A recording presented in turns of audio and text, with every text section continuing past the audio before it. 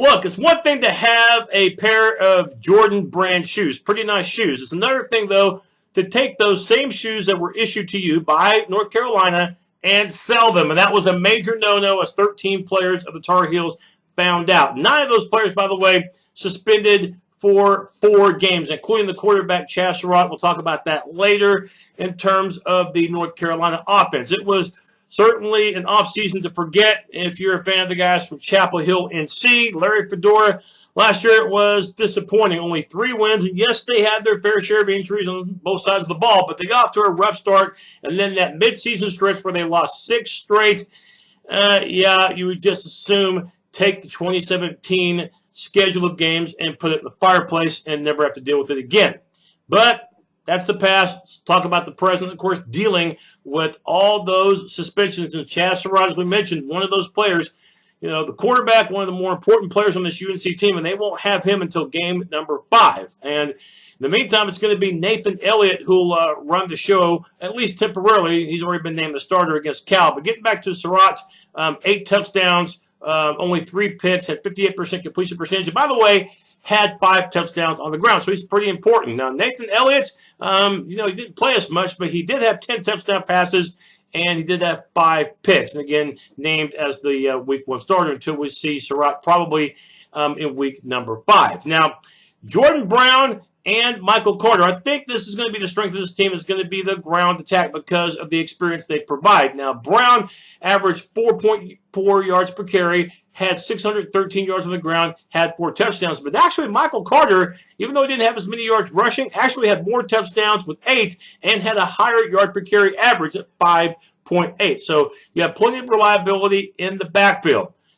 Receivers, though, this area is going to be a bit of a challenge for UNC because you lost a couple of reliable guys. Austin Proehl, you lose him. Jordan Cunningham, he's also gone as well. But Anthony Ratliff-Williams does return for the Tar Heels.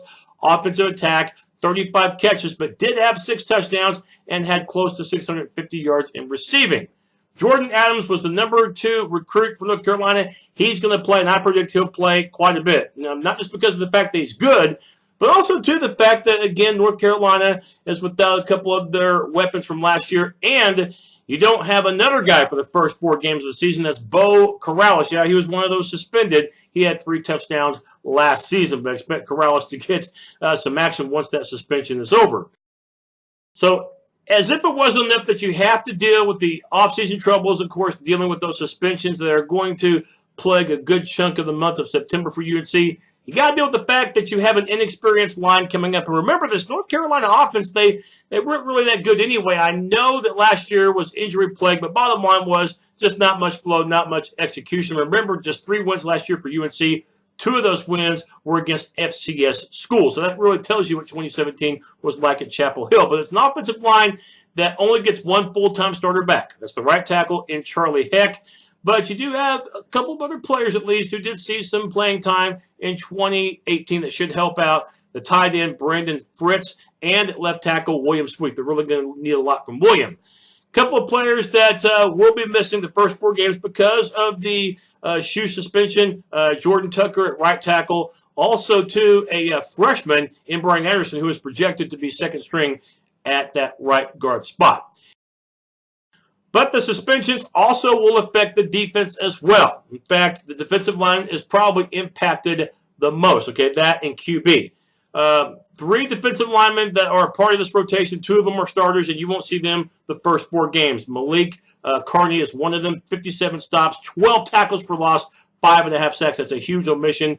Tamon Fox, you won't see him till game number 5. 23 tackles. You won't see Tyron Harper either. So, big losses until we get to late September for UNC. But you do have Aaron Crawford, a defensive tackle, who should get his fair share of action. Now, in terms of the linebackers, you do have Cole Holcomb back. 93 stops a year ago. He was the number 1 tackler for this Tar Heel squad in 2017. Jonathan Smith also comes back with 40 tackles.